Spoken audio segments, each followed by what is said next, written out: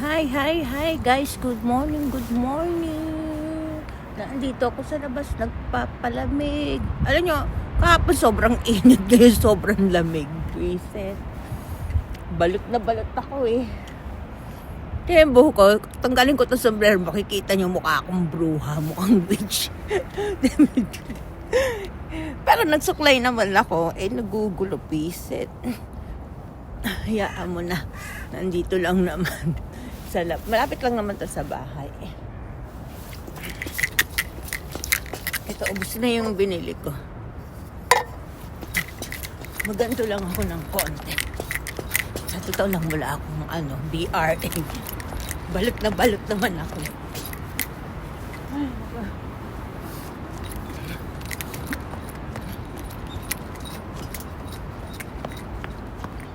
parang mahuhubad yung ko. Mamaya may mga darating na ditong empleyado. Pag ako pumapasok dito, dito ako nagtatrabaho. Pagkatapos ng nagtrabaho sa ospital, dito ako sunod na nagtrabaho. Tumigal before 7 na andyan na ako dapat. Anong oras na ngayon? 6:29. Kasi nagtatrabaho ko, ang napasukan ko kasi, hawak niya kalimitan, government, sa mga gobyerno. Yung hospital, government hospital yun. Eto, hindi ko alam ang tawag dito sa English eh. Tawag namin dyan sa Hapon, Chimingkaikan. Under din to ng government. Kaya dyan na nagtrabaho din ako. Kaya parang swerte ko, para akong opisina. Kundi, parang empleyado ng Pero taga-ladies lang naman.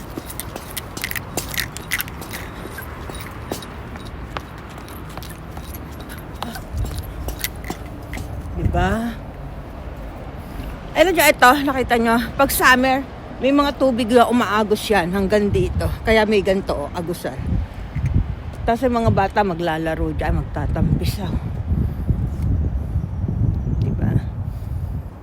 Tsaka yung mga puno, walang dahon. Pag magkakadahon na yan. Ayun na, parang nyug. Hindi siya nyug, ewan ko anong tawag dyan. Kala ko sa Japan walang ganyan. Kala ko pag summer lang. Ay, naku. Pwede ka maglulundag. Doon, ilog na maliit. Sa totoo lang, gusto ko nga bumalik dito. Kasi natatakot naman ako. Kasi minsan, pag naglilinis ako ng 3rd floor, 4th floor, wala katao-tao ang dilim. Minsan, bawal pang buksan ng ilaw. Buisit. Pakaramdam ko, minumulto ako. Pero ang 4th floor dyan, libreng aralan ng Japanese. May iba-ibang language pero may limit yun, age limit. Pero sa Japanese, kahit anong age mo, nga lang magpa-member ka sa kanila.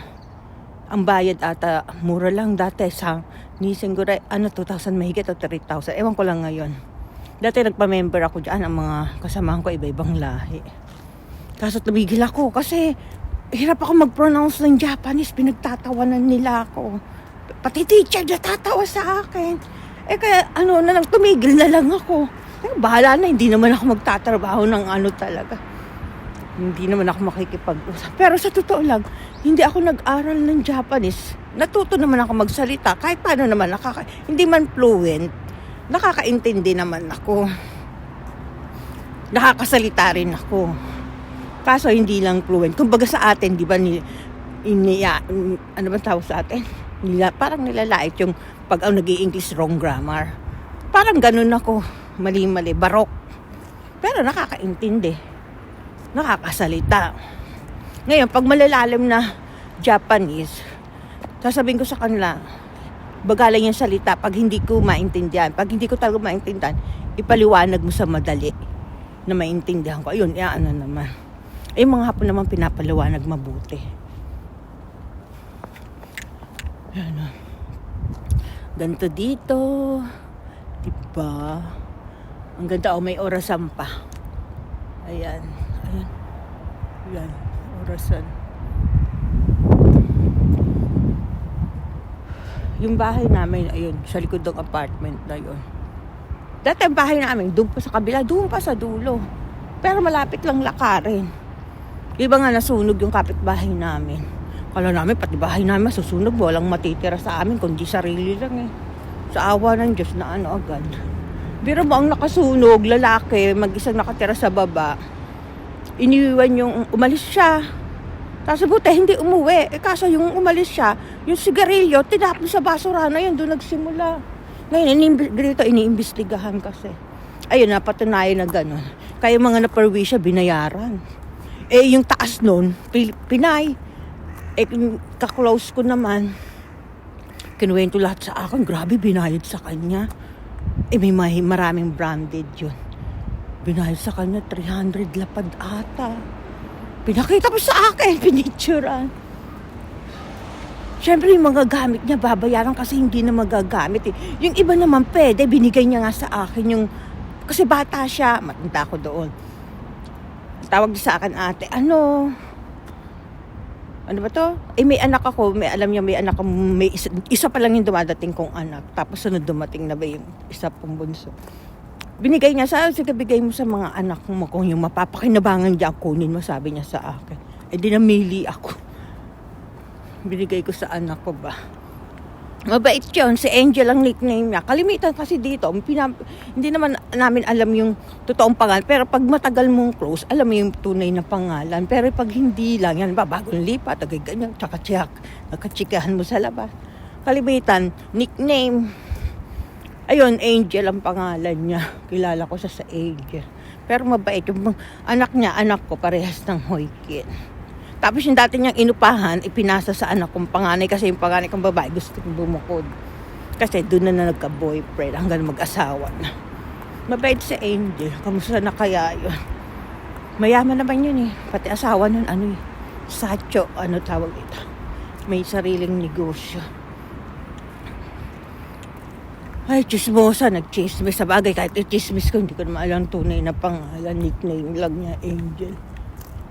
May dumarating na. Siguro yung leader ko to, visit yan eh. Grabe ko, no? Nagsasabi akong hanapan ako ng trabaho. Ayan, siya nga. Wala siya. Sa bagay siguro walang bakante. Pero mabait yan. Lagi niya akong pag gusto kong tumigil. Sabi, huwag ka tumigil. Pag tumigil ako nagkasakit ako nung makumpain ako, binisita niya ako sa ospital.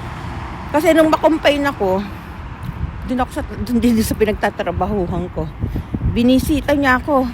Tapos kinausap niya yung asawa ko. Sabi niya, pagtapos kung okay ka na, bumalik ka na lang dito. Di bumalik naman ako. Kaso yung pagbalik ko, napaltan yung, kasi iba kasi ang negosyo nila dito para pang, ano ba yung tawag? Nagbi-biding ba yan? Biding? Yung magsasama-sama yung iba-ibang kumpanya, tapos yung gobyerno pipili sa kanila kung sino ang pagtatrabaho yung paghahawakin dun. Halimbawa, paghahawakin dito. Diba? Parang agency ba? Ewan. Ayun siya nga. Hala, dito lang siya nag-parking. Kasi yung hawak ng yung leader kong yun, hawak niya to, City Hall, tsaka yung library. Kasi yung library, sa gobyerno din yun. Siguro doon ang una niya. Pagkatapos dun dito, palipat-lipat kasi may katungkulan siya eh. Ayun siya, naglalakad. Mabait yan, sa totoo lang. Dati ang kotse niyan, napakalaki, katulad ng kotse namin. Yung una naming kotse. Tapos yung nag-aayos ako ng papeles.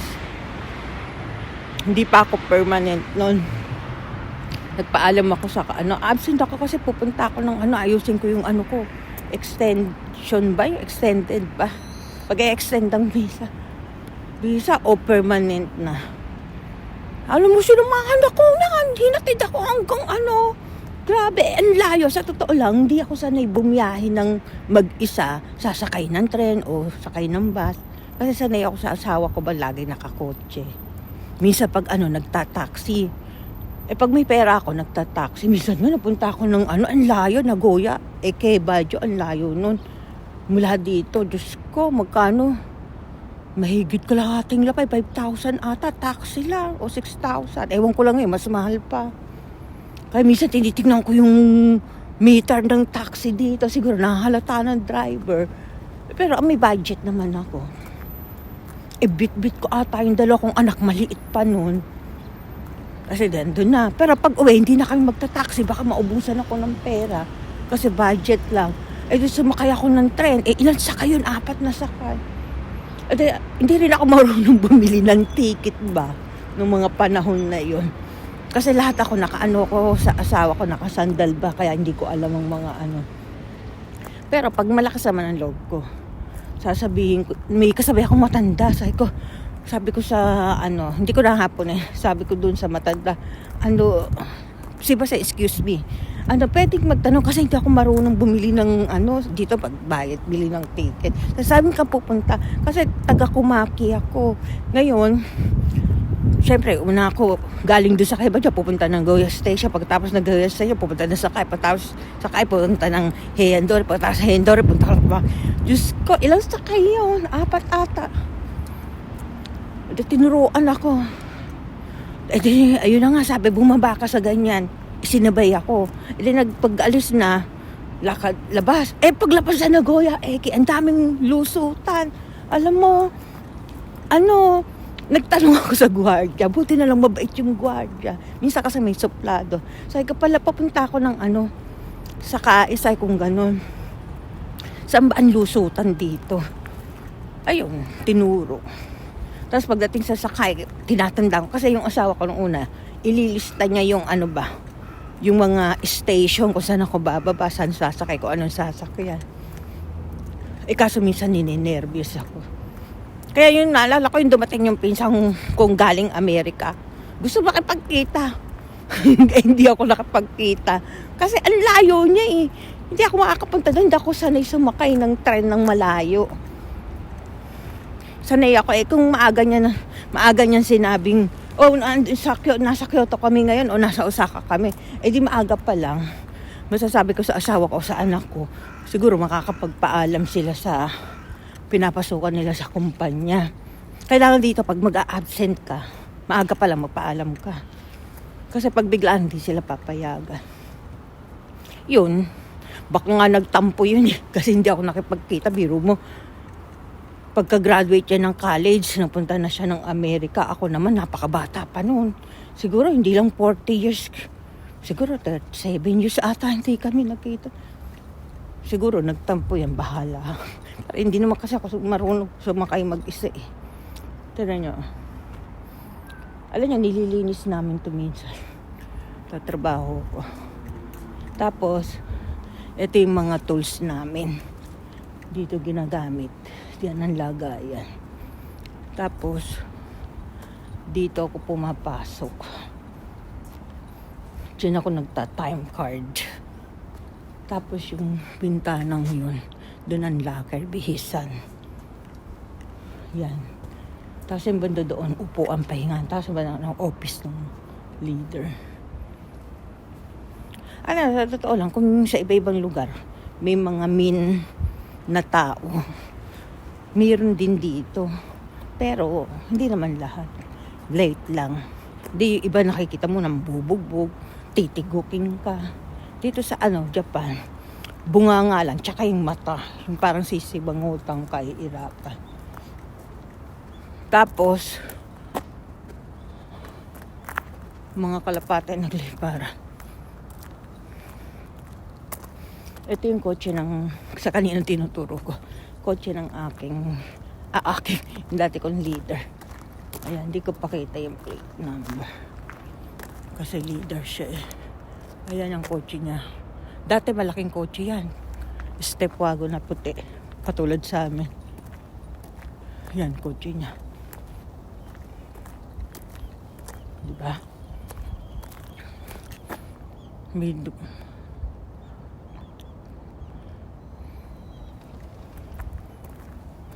Yan. Mabait yan eh. Siguro wala lang available. Gada makikita ko yan. Sinasabi ko, pag may bakante, pasok mo ulit ako kahit 4 na oras. Alam ko number niya. May number ako sa kanya. May number siya sa akin. Sa line, pinalo niya ako. Kasi pag oras na yung cellphone mo, nagkaano sa nakarecord sa cellphone mo yun. automatic yun line mag-aano na. Kung naka-ano siya, hindi naka-private. Parang messenger ba? Kaya line ang gamit ko dito. Libre din yun syempre. Parang ang pwede ka rin mag-post, pwede ka rin parang FB, messenger. Yun. Yung messenger ko, hindi ko naman nagagamit na yun eh. Kasi pasensya na lang, maingay. Kung sino-sino tumatawag, minsan hating gabi, alas 12, alas 2. Hindi ka pa tutulugin, tunog ng tunog. Kaya ino-off ko ba? Kaya minsan ko nalang buksan yung messenger. Hindi ako pag emergency, ba sa kamag-anak ko. Saan ako hindi ako nag-aayo hanggat maaari ayokong buksan. Kasi maingay, lalo hating gabi yung asawa ko nagagalit. Minsan nga, hindi ko pa napapatay. Hindi ko pa yung messenger ko. Hala, hating gabi tumawag. Nagising yung asawa ko. Sabi, sino tumatawag sa'yo? Sagot ko, hindi ko kilala. Hindi ko naman talaga kilala. Hindi ko sinabing sa Facebook. Kasi pag ganun, baka ko patigilin. Nagtatry pa naman ako ngayon sa Reels Tapos pitatigilin ako, di ba, sayang. So, paano kaya kayong mga nagre-Reels din? Pag may tumatawag, anong ginagawa nyo? Turuan nyo nga ako. Kasi ako talaga, uwi na nga ako. Ako kasi, maraming natawag, sa totoo lang. Okay lang kung message sana At least minsan tumatawag kahit may busy ako sa cellphone. Lalo na pag nagtatrabaho ko o may ginagawa ako. Halimbawa, nasa clinic o kaya nasa city hall. Tunog na tunog. Bawal ang cellphone sa mga ganun ba? Dito pa lang kahit nasa bus, bawal ang cellphone pag nasa loob ka ng bus, pag sumakay ka ng bus. Sasabihin, silent. Kasi makakaperwisyo daw sa mga sa mga pasahero. Kaya hindi nyo napapansin pag sumasakay ako ng bus. Pag ako nagsalita, pabulong. Minsan hindi ako nagsasalita. Bawal. Kasi every na sumakay ka ng bus at paandar yan o umaandar na, laging ina-announce yan. Patayin yung cellphone kasi makakaperwisyo sa mga pasahero. Yun. Marami ng tao. Patayin ko nga ito sa dali. Ano ba yan? Baka may patayin ko. Nahiya ako. Tiyak nakatingin sa akin yung mga tao. Bahala sila. Mga pasakay sa akin. Sa totoo lang. Nahihiya ako.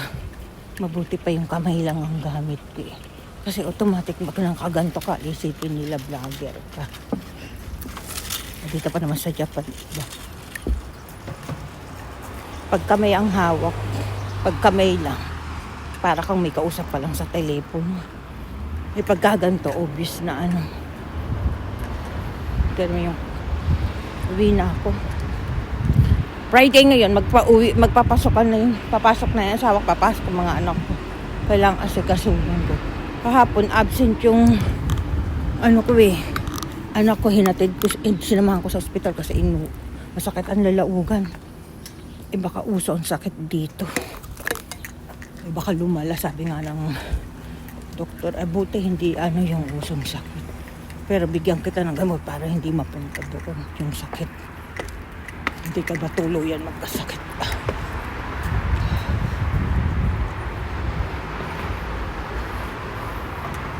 May nalili. Alam niya, ito na. Yung singaw ng init dito. Ito na yun, tumatapat dito, nalalanta.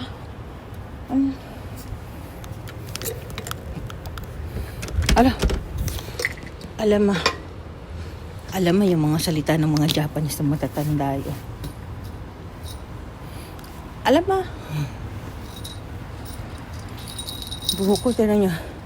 Pag nawala yung ko, sombrero, makita nyo parang ing-ing ako. Ay, nako. Nandito na po tayo sa bahay. At ito ang aking kape. Inuwi ko yung basura ko. Kalimitan dito pag may basura kayo, uwi mo. Kung may tapunan, dun tapon mo. Pero pag wala, uuwi mo. Di ba ang pula ng pisngi ko? Lamig. Sobrang lamig. Ay, naku. Nandito na po ako sa bahay. Nakalat ang bahay. Pag ganitong pagkising, hindi ko pwedeng pakita. Kasi sobrang kalat. Ayan, naligo na pala yung asawa ko. Tignan nyo. Ano siya, foreigner. Andali, balikin ko dito. Ano? Ayaw. Push, piset. Ayan siya yan eh. Kalimitan dito ng mga Amerikano o iba man. Pero kalimitan Amerikano, ang galing mag-Japanese. Nagkakabasa, nakakasulat. Kasi nag-aaral sila sa university. Diba ang galing niya mag-Nihongo, mag-Japanese.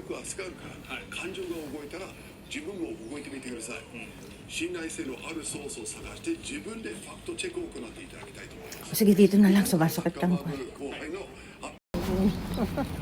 14歳だから、 Juyong Sai? 人間で言うとね、Ah, Nana Ju? So, na to.